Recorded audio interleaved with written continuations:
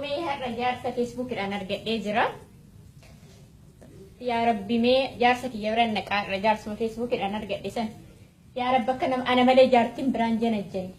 Akka ana malee nagarre. Akka paaspoorta feesbuukiin an gaafanne yaa rabbi naaf godhe. Yaa rabbi akkas naa godhime itti bilbileet illee gaafadheetu akka waliin deemnu godha. Yaa rabbi ummata Oromootiif illee walii galee sanuu kenni tokkummaa nuu kenni. Alo? Ayyee?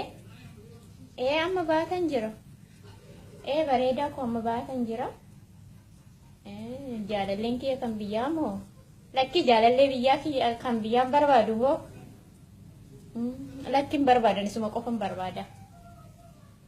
San jaaladhu duraanuu suman jaaladhaa miti. Sowwakii. Duraanuu suman jaaladhaa. Lakki ani san jaaladhu dhugaa. Duraanis dirqanii suman na jaalate malee ni human jaaladhe. Ani sin jaaladha bareedaa koo. Maallaan jettee? Eegana jaalatte imeeli feesbuukii keetii naa kenni. Maal jedha kun?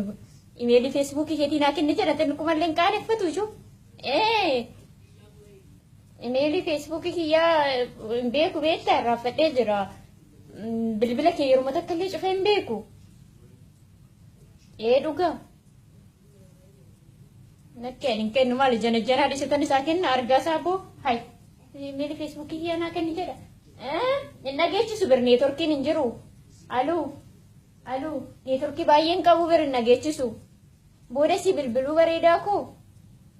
Maaliif boo xiqqoomallee hin qaaneffatu? Arinna kuboo isa biran deemu. Maaliif boo xiqqoomallee arga.